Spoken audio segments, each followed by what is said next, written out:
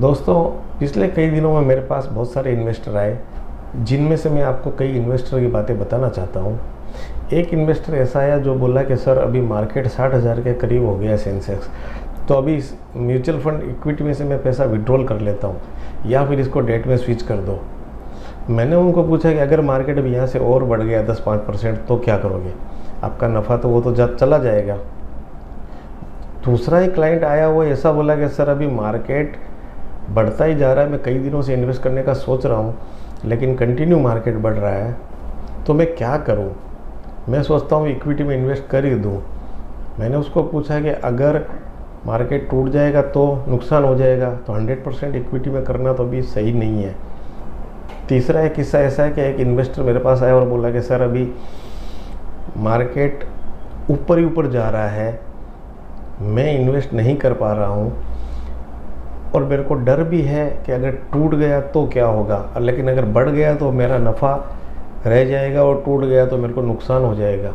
ऐसी कोई तकनीक है जिससे मेरे को मार्केट का फ़ायदा भी मिले और टूटे तो मेरे को उसमें रिस्क कम हो? दोस्तों नमस्कार, मैं सुरेश लोहिया इस वीडियो में आपका स्वागत करता हूँ। जो मैंने आपको ये 3 इन्वेस्टर की बातें बताई, इसी तरह से बहुत सारे इन्वेस्टर भी कंफ्यूज है कि इस मार्केट में अब हम क्या करें। अगर इन्वेस्ट किया, मार्केट टूट गया तो नुकसान होगा, इन्वेस्ट नहीं किया और मार्केट बढ़ गया तो जो फ़ायदा मिलना चाहिए वो नहीं मिल पाएगा।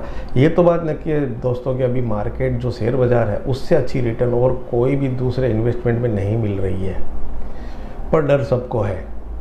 हकीकत में तो ऐसा होना चाहिए कि जैसे जैसे मार्केट ऊपर जावे तब तब इक्विटी में से पैसा निकल के और डेट फंड में ट्रांसफ़र होता जावे, और उसी तरह से जब जब मार्केट टूटे तब तब डेट फंड में से पैसा निकल के और इक्विटी में ट्रांसफ़र होता जावे।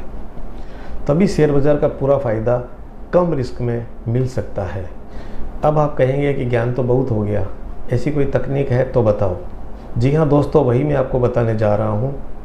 विस्तार से समझने के लिए ये वीडियो आप अंत तक देखें। दोस्तों, एनजे ग्रुप जो आज कई क्षेत्र में इन्वॉल्व है तथा पिछले कई सालों से म्यूचुअल फंड डिस्ट्रीब्यूशन में लीडर रहा है, उन्होंने पिछले 7-8 सालों में इसी तकनीक पर रिसर्च करके और अपने निवेशकों को अच्छा फ़ायदा दिलाने में काफ़ी सहायता की है। वही एनजे ग्रुप आज अपना खुद का एक फ़ंड लेकर आया है जिसका नाम है एनजे बैलेंस एडवांटेज फ़ंड। इस फंड में इसी तकनीक का उपयोग किया जाएगा जिसमें समय समय पर सही एसेट एलोकेशन किया जाएगा ताकि मॉडरेट रिस्क में इन्वेस्टर को ज़्यादा से ज़्यादा फ़ायदा मिल सके। इस फंड की तकनीक मैं आपको एक एग्जांपल के ज़रिए समझाना चाहता हूँ। आज के मार्केट के हिसाब से इस फंड में करीब 50% इक्विटी और 50% डेट में निवेश किया जाएगा। अब अगर आगे जैसे जैसे शेयर मार्केट बढ़ेगा वैसे वैसे इक्विटी में से फंड निकाल कर डेट में शिफ्ट करते जाएंगे। उसी तरह जैसे जैसे मार्केट गिरता जाएगा तो डेट में से पैसे निकाल के और इक्विटी में शिफ्ट करते जाएंगे। ये सारी टेक्निक और शेयरों का चयन सब रूल बेस होगा, यानी बैक टेस्टिंग करके जो रूल बनाए गए हैं उसी को इसमें फॉलो किया जाएगा। एनजे ग्रुप ने पिछले 7-8 सालों में जो इस तकनीक पर काम किया है उसके नतीजे बहुत ही शानदार रहे हैं। जब शेयर बाज़ार ज़्यादा बुलिश होता है तो बहुत सारे लोग उसी समय इक्विटी में बहुत ज़्यादा निवेश करते हैं, और जब शेयर बाज़ार टूटता है तब निराश होकर के और उसमें से निकल जाते हैं। जबकि इससे उल्टा होना चाहिए, जब शेयर बाज़ार नीचे होता है तब खरीदना चाहिए और जब ऊपर होता है तब बेचना चाहिए, पर हमने देखा है ज़्यादातर ऐसा होता नहीं है।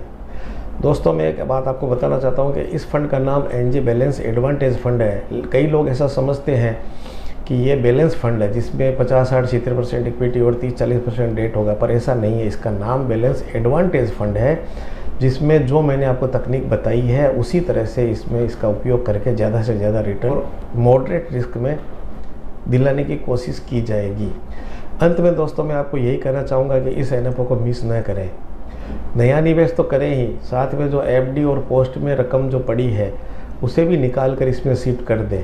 4-5 सालों में तो उनसे ज़्यादा ही रिटर्न इस फंड में मिलने की संभावना है।